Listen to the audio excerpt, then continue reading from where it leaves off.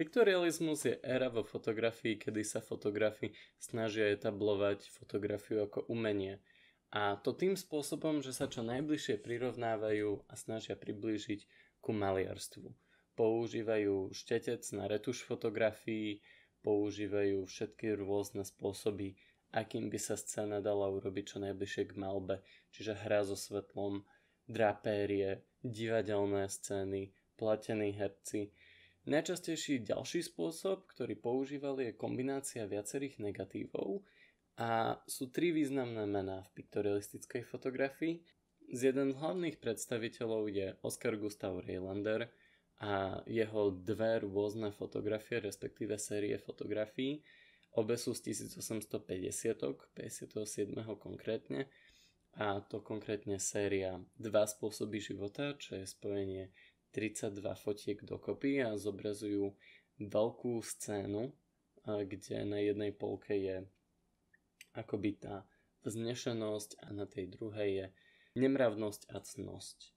Druhý významný sú ťažké časy a to zobrazuje rodina tesára s manželkou a dieťaťom a na jednom sa im darí a na druhej nie. Zároveň potom neskôr robil aj sériu pre Charlesa Darwina Výrazy emócií človeka a zvieraťa, to bolo v 73.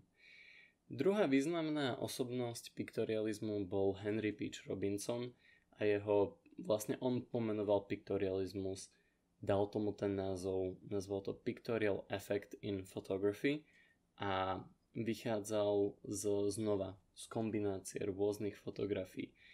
Jeho najvýznamnejšia fotografia a svojej éry veľmi kontroverzná bolo Odchádzanie, alebo teda Fading Away a zobrazovalo umierajúce dievča obklopené svojou rodinou. Dokopy tvorilo tú fotku 5 negatívov, to bolo v 58. A zároveň Prázdniny v lese, čo je vlastne plne ostrý a veľký skupinový portrét. Bolo akože cez okno a zároveň významné je svetlo zohľadniť na tej fotke a videnie. Takisto Henry Peach Robinson častokrát používal drapérie. Julia Margaret Cameron je posledná významná z piktorialistickej éry a totižto ona bola prvá, ktorá by sa dala považovať za reálnu umeleckú inscénu. A ona bola jedna z prvých žien vôbec vo fotografii a zároveň jedna z najvýznamnejších inscenovaných portrétistiek.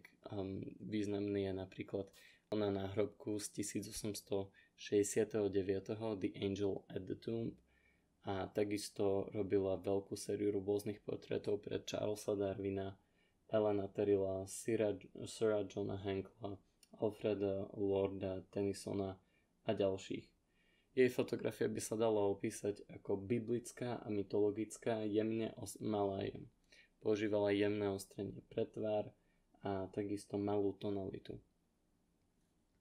Predtým, než sa dostaneme ku realizmu a začínajúcich fotografov realistickej éry, čo sú konkrétne etnologická a sociálna fotografia, tak spomeniem, že celá séria je natáčaná rovnako aj pre YouTube, aj pre Spotify a na Instagrame si budete môcť kúknuť moju tvorbu a behind the scenes týchto videí. Takže budem určite rád za vaše zdieľanie, za váš feedback a ďakujem. Teraz zvyšok epizódy. K realistickým fotografom patria okrem iného aj fotografie vojnovej éry, o ktorých budeme hovoriť v budúcej epizóde, ale zároveň aj etnografický a dokumentárny fotografii. Realizmus nebola len reakcia na piktorializmus, ale aj plné naplnenie podstaty kamery a kamerového záznamu a schopností, čo dokáže. Medzi najvýznamnejšie mená patrí etnografický fotograf Edward Sheriff Curtis, ktorý precestoval celý západ Ameriky a spolužil s indiánskymi kmeňmi, nafotil sériu dokopy cez 2000 až 40 000 fotografií tradičných zvykov kmeňov, ako boli Siouxi, Apache, Hopi. Jeho séria sa volá North American Indian a bola do veľkej miere idealizovaná. Dá sa o nej hovoriť ako dokumentárnej versus umeleckej fotografii, totižto kopa z tých fotografií výdobytky fotografie danej éry bol stále mokrý kódiový proces a neskôr dry platy. Avšak v ére, kedy Edward Sheriff Curtis fotil, už sa začal dostávať do pojmu aj celuloidový pás. Fotky boli, prvá séria fotiek vyšla v 1907 a vtedy bolo prvé vydanie a druhé vydanie bolo v 1930.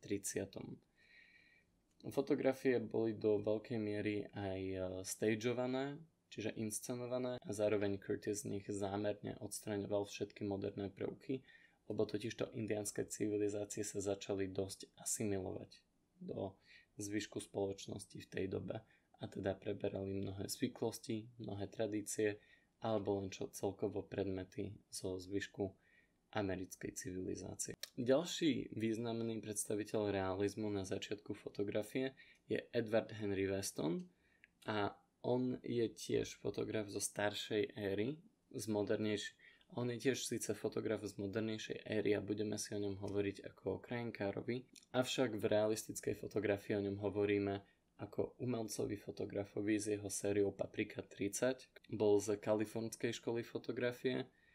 Jeho významné fotografie sú krajinárske, akty, portréty, ale aj komédia. Napríklad 1931 Kapustový list alebo Mušla a skaly. Zároveň patril do skupiny F64, v ktorej bol aj Ansel Adams, jeden z najvýznamnejších krajinárskych fotografov, o ňom si budeme hovoriť tiež. Čo sa týka portrétnej tvorby v tejto ére, prvý portrét môžeme nazvať, že bol Hippolyte Bayardov portrét, utopenca, o ktorom sme hovorili v prvej epizóde. Avšak počas vzniku fotografie sme mali samostatné dve hlavné mená portrétistov. A to Johna Edwina Mayalla, on bol z anglicky hovoriaceho sveta, Amerika a Británia, a Gaspara Felixa Nadara. A Nadar bol Francúz. Mayall fotil od 40-tok. Fotil na daguerreotyp a fotil disdéry, alebo teda vizitky. Najprv v 1842 fotil v Amerike, neskôr v 46. sa presunul do Británie. Zároveň to bol prvý, ktorý portrétoval kráľovskú rodinu, čiže Victoria, Albert a ich deti. A on fotil tzv. Disdéry. Disdéry je malá kartička, na ktorej je vytlačená fotka. Nedajú sa kopírovať, bola to hotová fotografia a ako taká malá vizitka alebo vo forme pohľadnic. On ich volal carte de visite a boli lacnejšie, bol o ne masový záujem a zároveň pôsobili elitársky. Mayallová fotografia je chápaná ako jeden z najväčších prírastkov ku ustáleniu fotografie ako umenia a zároveň ako aj spôsobu zachytávania reality. A Gaspar Félix Nadar bol Francúz, on fotil v 50-kách a bol to jeden z prvých, čo fotil s umelým svetlom. Okrem štúdiových portrétov bol prvý, čo fotil aj z balóna a jeden z prvých, čo fotil v katakombách a tam akurát používal umelé svetlo do fotografií. Takisto fotil aj veľké množstvo významných Francúzov danej doby, či už to bol Jules Verne, Dumas, Offenbach, Franz Liszt, ale aj Alexandra III., Sarah Bernhardtovú, Charlesa Baudiera alebo Gustava Doreho.